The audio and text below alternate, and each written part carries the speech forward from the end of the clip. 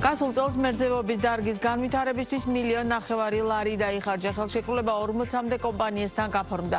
ამის შესახებ სოფლის განვითარების სააგენტოს 2025 წლის ანგარიშია საუბარი. მიუხედავად გარკვეული ხელშეწყობისა, საქართველოში ნედლი რძის დეფიციტია და ქვეყანა ძირითადად იმპორტზეა დამოკიდებული. რა ვითარებაა სექტორში და როგორია მაჩვენებლები დეტალებით ქრისტინე გამთენაძე გვერდება ბიზნეს პარტნიორის ეთერში. მაია, გამარჯობა. 2025 წელს რძის სექტორში 2,300,000 ლარამდე ინვესტიცია ჩაიდო, საიდანაც 1,5 მილიონზე მეტი სახელმწიფოს თანადაფინანსება. რაც შეეხება ბოლო 5 წლის მონაცემებს, 2020-2025 წლებში რძის სექტორში 71 მილიონი ლარის ინვესტიცია განხორციელდა. ბიზნესის წარმომადგენლები ამბობენ, რომ ეს თანხები დარგის სწრაფი განვითარებისთვის არასაკმარისია. საქართველო კი ნედლი რძის წარმოების მიმართულებით დეფიციტურ ქვეყნად რჩება.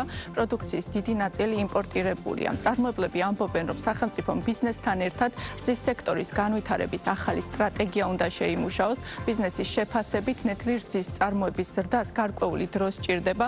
მათი თქმით, საქართველოში მსხვილფეხა რქოსანი პირუტყვის საშუალო წველადობა დაბალია, შესაბამისად პირველ ეტაპზე ამ მიმართულებით პროდუქტიულობის ზრდა აუცილებელი.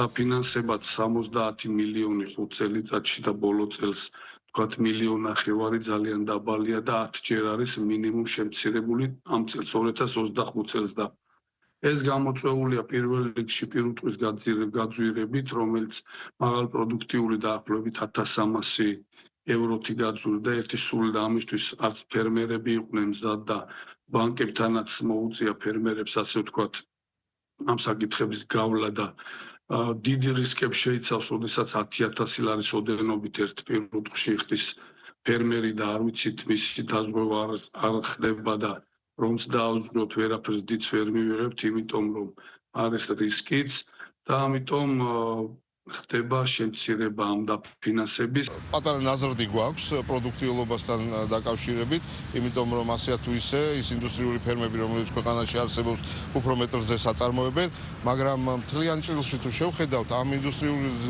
ფერმების მიერ წარმოებული რძის ოდენობა საერთო ჯამში ქვეყანაში წარმოებული რძის 3-5%-საც არ აჭარბებს. ამიტომ მნიშვნელოვანია, რომ ჩვენ ისეთი პოლიტიკა შევიმუშაოთ, რომ იმ წვრილ ფერმერებს, რომლებიც ქვეყანაში ძალიან მრავლად არის, აი მათ მიეცეთ საშუალება, უფრო მეტი წვლილმა ქონდეთ ფინანსებზე. ჩვენ გვყავს 10,000 სული მაღალპროდუქტიული ძროხა, ხოლო დაახლოებით 400,000 სული ისეთი ძროხა, რომელიც აუცილებლად უნდა ჩანაცვლდეს, რომ ჩვენ საშუალო წველადობა გავიზარდოს. ანუ 600 მილიონი ლიტრი რძე, რომელსაც საქართველოს დღეს აწარმოებს 570 მილიონიდან 600 მილიონი ლიტრის რძემდე, პრაქტიკულად შეიძლება გაიზარდოს სათანადო პროგრამების განხორციელების შემთხვევაში დაახლოებით 1,300 მილიარდ 500 მილიონი ლიტრის რძემდე. ასეთ შემთხვევაში ჩვენ გვექნება პრაქტიკულად არა მარტო რძის პროდუქტების ყველი და ასე შემდეგ, რასაც დღეს ვაწარმოებთ, არამედ მასიურად რძემჟავა პროდუქტების წარმოების შესაძლებლობა, კარაქის წარმოების შესაძლებლობა და ჩვენი პროდუქცია გავა უკვე ექსპორტს. რაც შეეხება ფასებს, რძის სექტორის წარმომადგენლების განმარტებით, ბაზარს ამ მიმართულებით თამაშის წესებს იმპორტიორები კარნახობენ, მათთან კონკურენცია კი ადგილობრივ წარმოებას მეტწილად უჭირს, მით უმეტეს იმ ფონზე, როცა კერძო სექტორის თქმით, ბაზარზე კვლავ გამოწვევად რჩება ბევრი არაკეთილსინდისიერი წარმოების არსებობა, რომლებიც რეგისტრაციის გარეშე ოპერირებენ და არაჯანსაღ კონკურენტულ გარემოს ქმნიან.